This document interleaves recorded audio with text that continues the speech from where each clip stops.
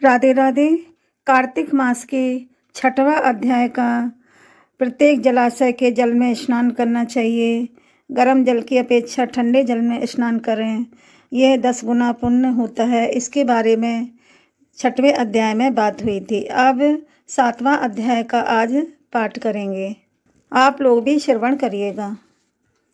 कार्तिक मास की कथा, अध्याय 7। नारद जी ने कहा, हे राजन, कार्तिक मास में व्रत करने वालों के नियमों को मैं संक्षेप में बतलाता हूँ, उसे आप सुनिए। व्रत करने वाले को सब प्रकार के आमिष, मांस, उड़द, राई, खटाई तथा नशीली वस्तुओं का त्याग कर देना चाहिए।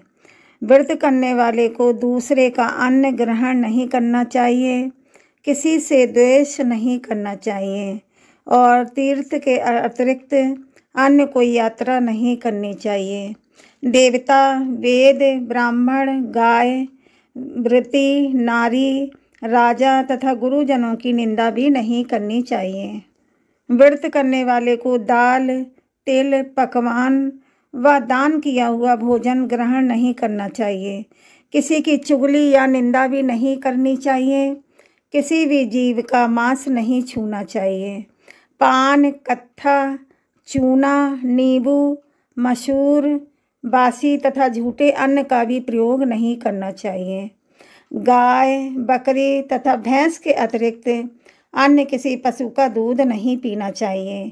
कांच के पात्र में रखा हुआ पंचगव्य, बहुत छोटे घड़े का पानी तथा केवल अपने लिए ही पका हुआ अन्न प्रयोग करना चाहिए।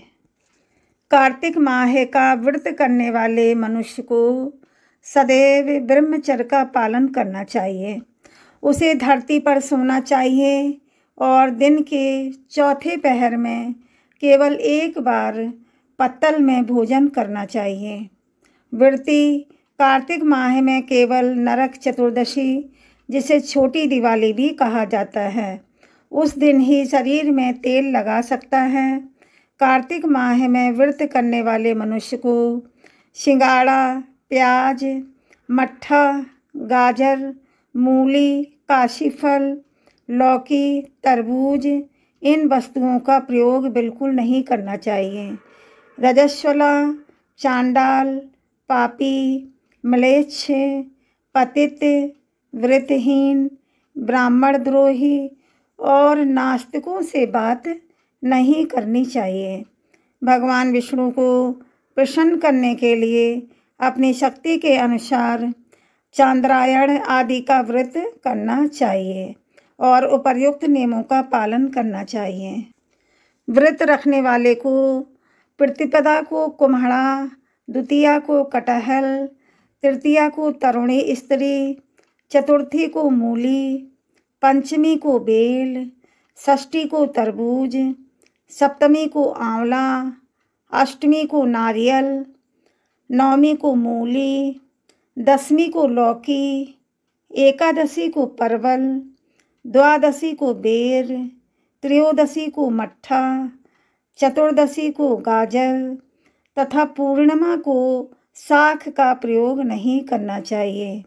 रविवार को आंवला का प्रयोग नहीं करना चाहिए।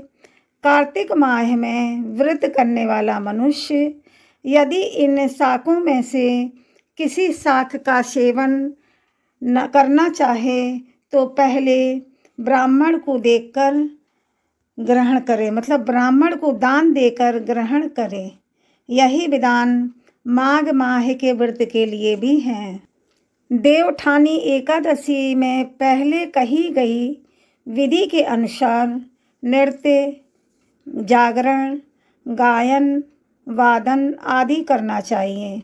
इसको विधि पूर्वक करने वाले मनुष्य को देख कर यमदूत ऐसे भाग जाते हैं जैसे सिंह की गर्जना से हाथी भाग जाते हैं। कार्तिक माह का व्रत सभी व्रतों में श्रेष्ठ हैं। इसके अतिरिक्त जितने भी व्रत यज्ञ हैं वह 1000 की संख्या में किए जाने पर भी इसकी तुलना नहीं कर सकते, क्योंकि यज्ञ करने वाले मनुष्य को सीधा वैकुंठ की प्राप्ति होती है।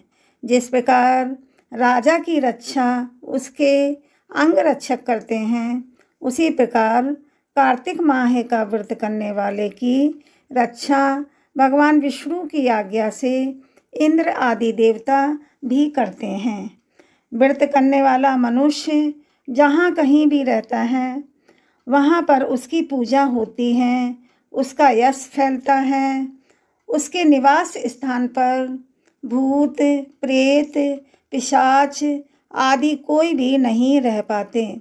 विधि पूर्वक कार्तिक माह का व्रत करने वाले मनुष्यों के पुण्यों का वर्णन करने में ब्रह्मा जी भी असमर्थ हैं। यह व्रत सभी पापों को नष्ट करने वाला, पुत्र पौत्र प्रदान करने वाला और धन धान्य की वृद्धि करने वाला है। 7वां अध्याय समाप्त। बोलो विष्णु भगवान और माता लक्ष्मी मैया की जय।